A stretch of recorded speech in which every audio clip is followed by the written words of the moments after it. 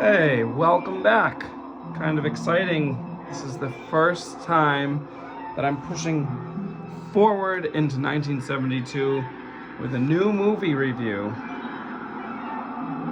in about 3 months, which of course, at this rate, I will literally never finish this project, but hopefully I can speed up. So what do we have here? This is kind of a big one. In fact, I started watching what I call prerequisite movies to get ready for this in late June, and it is now mid-August.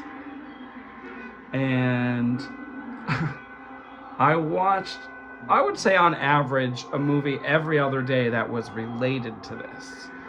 So let's talk about it. Something Evil. It was a TV movie. If I'm not mistaken, it was on CBS. Pretty sure. And if you look at this promo ad, apparently it was on at 3 p.m. in the afternoon. It didn't even get like an evening time slot. 3 p.m. in the afternoon. But first of all, it's directed by Steven Spielberg. And this is Steven Spielberg on the set of Something Evil in I guess it was probably filmed in 1971 because it came out in January of 1972, January 21st. So that's a very young Steven Spielberg. At this point in his career, he had done the short film Amblin, which I'll be honest, I couldn't really, it's not that long, but I still couldn't watch it, which I'm sure there's some like movie people out there who think that's some kind of a sin, but I wasn't into it. And then after that, he did part of the pilot episode of Night Gallery. He did another episode in season 1 of Night Gallery that I talked about in a different video. Then after that, he did this amazing movie, Duel. Now this came out in 1971. It was so good that after it aired on American TV, the producers got him to add more scenes so that it could be released theatrically. I believe first in other countries and then here in the US. If I'm not mistaken, I think this might be the Australian poster right here. If you don't know, Duel is basically about a guy who's driving in Southern California, I think Southern California, the like remote desert part of California, which I'm pretty sure is the southern part. And he like basically passes a truck and then is terrorized by the truck driver for the rest of the movie. You never see the driver's face. So it's kind of like the truck itself is terrorizing him, and it's really good, suspenseful, action-packed, restored to 4K and looks beautiful. If you can find a way to watch this, I highly recommend it. So, after Duel, which I believe the success of Duel ended up getting him like a theatrical movie deal. But before that happened, after Duel, he made this, Something Evil. Now, Something Evil, it is basically, it's a very familiar story, to be honest. If you've watched these other videos I've done, the plot here is very similar to literally countless others from like 70 and 71. So it's a very generic story. What we have here is a family that happens to be from New York City, and they move into a farmhouse. The farmhouse is in Bucks County, Pennsylvania, and I like that they were somewhat specific about that. I think they actually filmed it in California, but I just like that they're like, oh, what's about 2 hours away from New York City that is, you know, kind of a rural area. So they went to Bucks County, which I assume the vast majority of people who watched this in 1972 had never heard of. And probably even people today, most people outside of Pennsylvania don't know where Bucks County is. It's kind of like north of Philadelphia. Anyway, they basically go out, I think they're on like a little getaway to the country, and the wife, whose name is Marge, falls in love with the house that they're looking at the beginning of the movie, and she wants her husband to buy it for the family. They've got 2 kids. The son is here on the poster. Son's probably, I would say, like 9 years old, maybe 8. Then they have a younger daughter. Husband's name is Paul. And they move in. And of course, stuff is getting a little creepy. Gets creepier as the movie goes on. And the house is cursed. It's cursed, I guess, by the devil. I guess, or a devil. Actually, they talk about multiple devils in the movie. You might be able to see right here is a little devil figure. So that's basically the movie. This came out before The Exorcist, right? Like a year and a half before The Exorcist came out. But this whole, in the 70s, and I'm sure we'll get into it later in the decade, this whole satanic panic thing was out. So people were getting afraid of like cults and witchcraft and the devil. And in 70 and 71, if you saw my other videos, you know that there were lots of witchcraft videos, lots of cursed places videos, lots of vampire videos, which I should be saying movies, were the vampire movies were sometimes connected to like Satan and the devil, and people sell their souls for immortality and stuff. Sometimes that's where the vampire stuff is coming from. So this whole thing is very in. This is pretty much a safe movie. The topic is not getting outside the box at all. Overall, I'd give it a 6 out of 10. Because it was made for TV, you can't get too much craziness really in there. There's, no foul language, no nudity, no sex, no serious violence. But, there's some talk of demons, which is a little creepy. And, it's all right. It's not bad. But actually, what made it better for me was I went back, and before I watched this, I watched, I think, like 5 movies with Sandy Dennis, who's right there in the front and center there. And I watched a few with Darren McGavin, who plays Paul, the husband. And I watched, this is why this takes me so long. There's also the 3rd star in this movie is Ralph Bellamy, who had been acting in theatrical Hollywood movies since 1932. And I went back and watched well over a dozen Ralph Bellamy movies. And honestly, the more I watched him, the more I liked him. Ralph Bellamy is great. Darren McGavin is good. Sandy Dennis is really good. But Ralph Bellamy, I watched so many movies of him. Actually, the majority of them were of the 30s. So let's talk about these actors a little bit. First, we'll talk about Sandy Dennis, who gets top billing. So Sandy Dennis, she was in a couple movies as small parts in the early 60s. And then she got her first big role in Who's Afraid of Virginia Woolf? That was 1966. So she, interestingly, was drunk for the entire movie. I don't think she was really drunk, but her character was drunk for the entire movie. In fact, all 4 characters in Who's Afraid of Virginia Woolf were drunk for the entire duration of the story. Basically, this older college professor is married to the daughter of the dean of the college, and they go out to a party, and then they invite a younger couple, which Sandy Dennis is the girl, back to their house, and basically just like they don't get along at all. That's basically the whole movie. But this movie actually was, if I'm not mistaken, one of 3 movies ever to be nominated in every category it was eligible for at the Academy Awards. So people loved it. I thought it was all right. I think the thing about it was that, first of all, these people are drunk.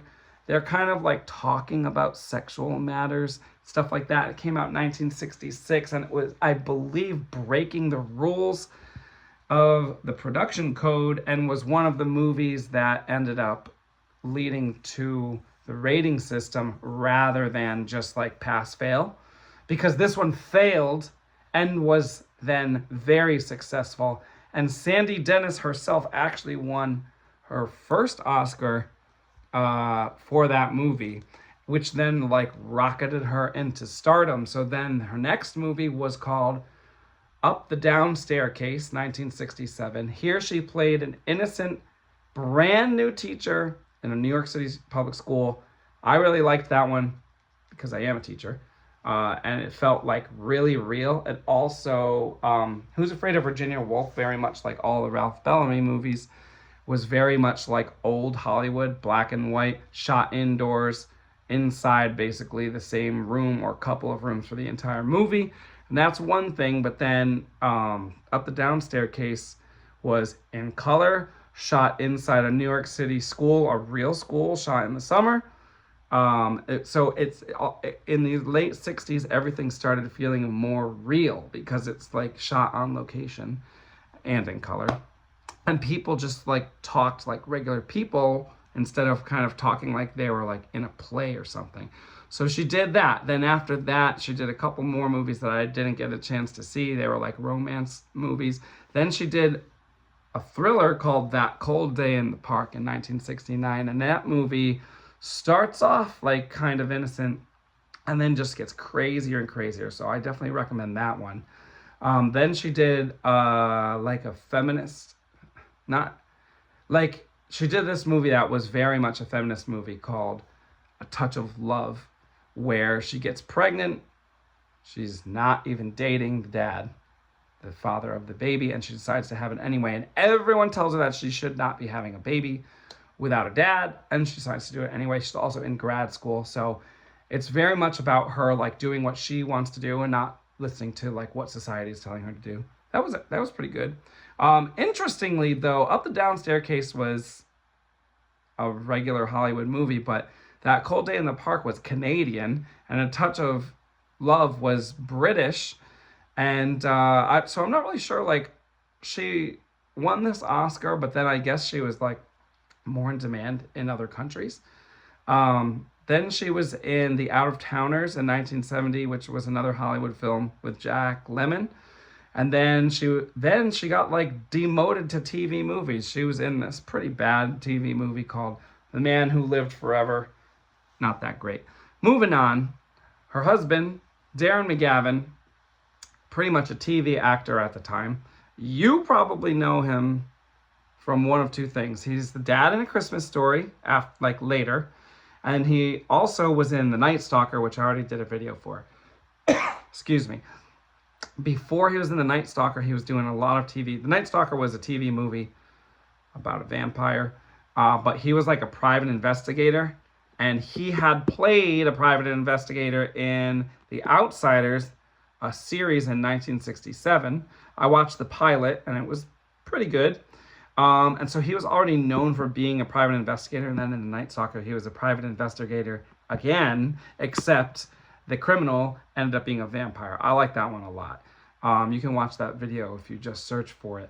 He was also in like 4 episodes of Alfred Hitchcock Presents, and actually 3, and then he was in 1 episode of the Alfred Hitchcock Hour, which is like basically the same thing but longer. He was in the pilot episode of a series called Witchcraft that never got made, but you can find that pilot episode out there. It was actually pretty boring, in my opinion. Then he was in this movie that, like, if you look on like Letterboxd, like 25 people have watched it, basically completely unknown, called Mission Mars, and it was cool. The first half of the movie is where this like group of astronauts is flying to Mars, and it's all like a space travel movie, like very serious. And they show like how things are on the spaceship and this and that. And then like the second half of the movie is basically a monster alien movie, because they get to Mars and there's like aggressive plants on Mars that can like blind you and make you like have slime come out of your head. It was cool. And there's like the giant sphere in it, and it was like messing with people. It was sweet. Mission Mars, look that one up. If you don't mind that, I mean, it's never been restored or anything. It's in pretty poor quality, but if you don't mind that, that's a good one from 1968. I also watched this movie he was in called Mrs. Polifex Spy. It was like a James Bond spoof where they get a woman to be the spy, which I think is like half of the joke, I guess, at the time for like social context. But then she's like does a good job, which I guess is supposed to be surprising. You know what I mean? That was okay. Not really that good. Okay, so that's basically Darren McGavin. And then the special guest star is Ralph Bellamy because he is like a veteran. He was in a ton of Columbia movies in the 30s and probably more well known for being one of the main characters in 1941's The Wolfman. So Lon Chaney Jr. is the Wolfman, but the like police officer of the small town is played by Ron Bellamy. So he was in that, and then 1 year later he was in The Ghost of Frankenstein as the lead character. Then a couple of years later he was in this like noir film called Lady on a Train. He had a small role in Rosemary's Baby. There was like a big gap though from the mid 40s to the late 60s where he didn't really do many movies at all. I think he was doing TV at the time. In the 30s he was in tons of Columbia movies. I watched over a dozen of them. I think I watched like 20 Ralph Bellamy movies altogether.